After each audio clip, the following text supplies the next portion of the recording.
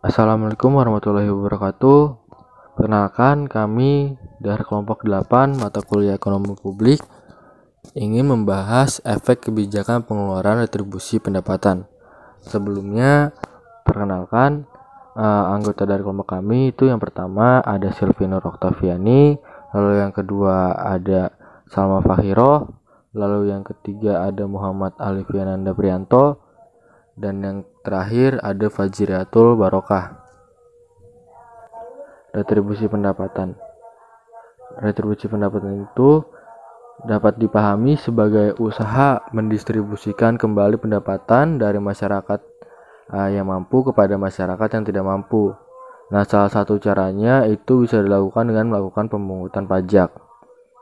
Nah, untuk retribusi pendapatan ini dibagi menjadi dua, yaitu retribusi pendapatan vertikal sama retribusi pendapatan horizontal. Untuk retribusi vertikal ini merupakan sebuah kegiatan transfer uang dari orang yang mampu kepada orang yang tidak mampu dari segi finansial. Biasanya retribusi ini dilakukan oleh pemerintah atau pribadi. Contohnya ketika kita membeli pulsa atau belanja di minimarket yang dikenai pajak. Lalu yang kedua ada retribusi horizontal. Retribusi horizontal ini tahapannya itu lebih mudah dan lebih pernah dialami. Contohnya seperti saat kita menerima uang dari orang tua kita. Nah, itu tuh termasuk ke dalam retribusi pendapatan horizontal. Selanjutnya, peran retribusi pendapatan dalam sistem ekonomi. Nah, berbagai jenis sistem ekonomi menampilkan berbagai tingkat intervensi yang dilakukan untuk mendistribusikan kembali pendapatan, tergantung pada seberapa tidak meratanya distribusi pendapatan mereka. Nah, ekonomi kapitalis pasar bebas cenderung menampilkan tingkat retribusi pendapatan yang tinggi. Demikian juga untuk ekonomi terencana sosialis dari bekas Uni Soviet dan Blok Timur yang menampilkan retribusi pendapatan yang sangat sedikit karena modal swasta dan pendapatan tanah itu dibatasi.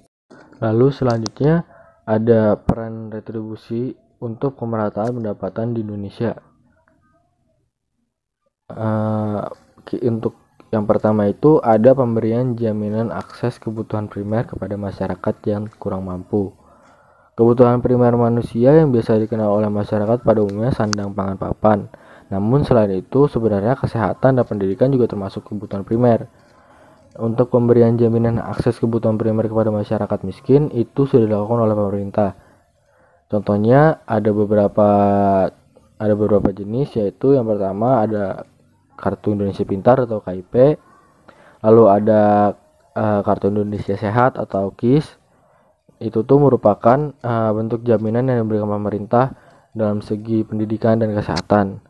Nah, selain itu juga dibentuknya Badan Penyelenggara Jaminan Sosial Kesehatan atau yang dikenal sebagai BPJS Kesehatan juga merupakan salah satu pemberian jaminan akan akses kebutuhan primer di bidang kesehatan untuk masyarakat yang kurang mampu. Lalu yang kedua ada program pemberian kredit lunak. Nah, untuk program pemberian kredit lunak ini bertujuan untuk meminjamkan modal usaha-usaha kecil supaya para pelaku usaha-usaha kecil atau UMKM itu dapat berkembang. Nah, pemerintah memberikan kemudahan dengan memberikan bunga yang rendah kepada para pelaku usaha tersebut. Contoh yang dikenali oleh masyarakat itu seperti KUR atau kredit usaha rakyat. Lalu yang ketiga ada pengembangan industri kecil. Program ini dikenal dengan nama Program Nasional Pemberdayaan Masyarakat Mandiri Pedesaan atau bisa disebut PNPM Mandiri Pedesaan. Adanya PNPM Mandiri Pedesaan ini diharapkan mampu mempercepat pemerataan pendapatan, penanggulangan kemiskinan, dan peluasan lapangan kerja atau kesempatan kerja di daerah pedesaan. Selanjutnya kita akan membahas mengenai efek atau dampak dari kebijakan pengeluaran pada distribusi pendapatan. Nah, kebijakan atau dampak kebijakan pengeluaran pada distribusi pendapatan yang nyata itu dinamakan sebagai expenditure incidence. Nah, Pelapor dalam penggunaan analisis ini adalah seorang ekonom yang bernama Richard Musgrave. Langsung saja, untuk yang pertama, efek kebijakan pengeluaran pada distribusi pendapatan itu, yang pertama, efek harga relatif. Untuk efek harga relatif ini adalah peran penting yang dilakukan oleh pemerintah itu melakukan retribusi pendapatan dengan instrumen anggaran APB atau APBN melalui pemungutan pajak dan alokasi subsidi. Peran distribusi pendapatan ini dapat dijalankan dengan diberikannya subsidi dan pajak pada target yang tepat. Kebijakan tersebut akan mengarahkan distribusi pendapatan yang lebih merata. Lalu yang kedua, ada pengeluaran berupa barang publik. Banyaknya komponen dalam pengeluaran pemerintah. Pengeluaran pemerintah yang substansial adalah untuk penyediaan barang modal seperti infrastruktur jalan, listrik, air, dan barang publik karena barang publik ini berguna bagi banyak orang atau warga. Sebesar apapun dana yang dihimpun dan dialokasikan pemerintah dalam sisi pengeluaran, jika pengeluaran pemerintah tidak ditujukan untuk meningkatkan perekonomian dan menyediakan barang publik, maka tidak akan banyak berarti. Lalu yang ketiga, ada menilai efektivitas subsidi. Subsidi adalah kebijakan yang digunakan untuk melakukan retribusi pendapatan dengan menambahkan daya ekonomi pada golongan tertentu.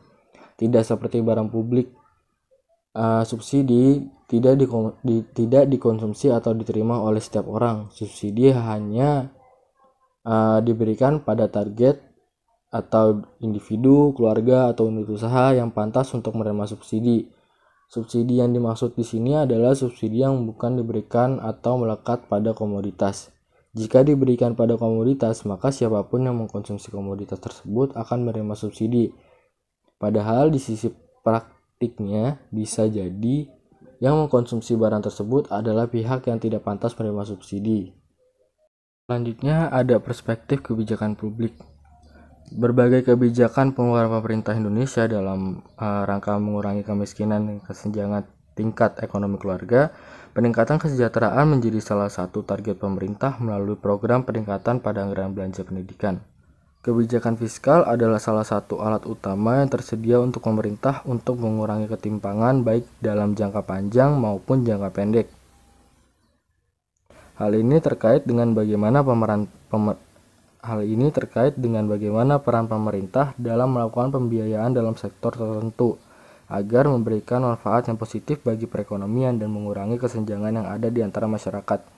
Dalam Indonesia Economic Quarterly Report pada bulan Juni tahun 2016 yang diterbitkan oleh World Bank, dibahas tentang beberapa kebijakan fiskal yang efektif dalam mengurangi kesenjangan di dalam masyarakat.